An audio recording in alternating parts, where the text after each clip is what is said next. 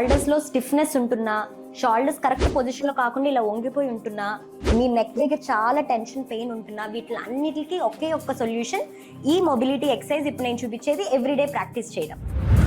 First మీ 2 లెగ్స్ని ఇలా దూరంగా wide తీసుకోండి. మీ 2 లెగ్స్ ఒకే లైన్లో ఉండేలా చూసుకోండి. తర్వాత మీ 2 హ్యాండ్స్ని పైకి లిఫ్ట్ చేసి కొంచెం నడువుని ఇలా కొంచెం ఎక్స్టెండ్ చేసుకుని గాలి వదులుతూ మీ 2 హ్యాండ్స్ని కిందకి పెట్టుకోండి.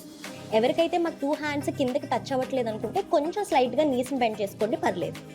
ఇక్కడికి వచ్చాక గాలి తీసుకుంటూ ఇన్హేల్ చేస్తూ రైట్ హ్యాండ్ని ఎంత పైకి ఓపెన్ చేయగలిగితే అంత పైకి. మీరు ఈ పొజిషన్కి వెళ్ళిన మీ అప్పర్ బ్యాక్, మీ నెక్, మీ లోవర్ బ్యాక్ అన్నీ ఫీల్ అవ్వగలుగుతారు. గాలి వదులుతూ ఎక్స్హేల్ చేస్తూ కమ్ డౌన్. ఇన్హేల్ చేస్తూ లెఫ్ట్ హ్యాండ్ అప్, ఎంత బ్యాక్కి పుష్ చేయగలిగితే అంత బ్యాక్కి. ఎక్స్హేల్ చేస్తూ down. Inhale up, exhale down. ఇలా every day minimum 10 to 20 times. మాకు ఇది చాలా కంఫర్టబుల్గా ఉంది, మేము స్ట్రెంగ్త్ మీద కూడా ఫోకస్ చేయాలనుకుంటున్నాం అనుకుంటే అప్పుడు ఒక 1 లీటర్ వాటర్ బాటిల్స్ ఒక 2 తీసుకుని సేమ్ బెండ్ అయ్యి ఇలా ఈ వాటర్ బాటిల్ తీసుకుని ఇన్హేల్ అప్, ఎక్స్హేల్ డ్రాప్. ఇలా వాటర్ బాటిల్తో చేయడం వల్ల ఏమవుతుందంటే మీరు ఓన్లీ మొబిలిటీనే కాకుండా మీ షోల్డర్స్కి, మీ నెక్కి ఆ స్ట్రెంగ్త్ని కూడా ఇస్తున్నట్టు అవుతుంది.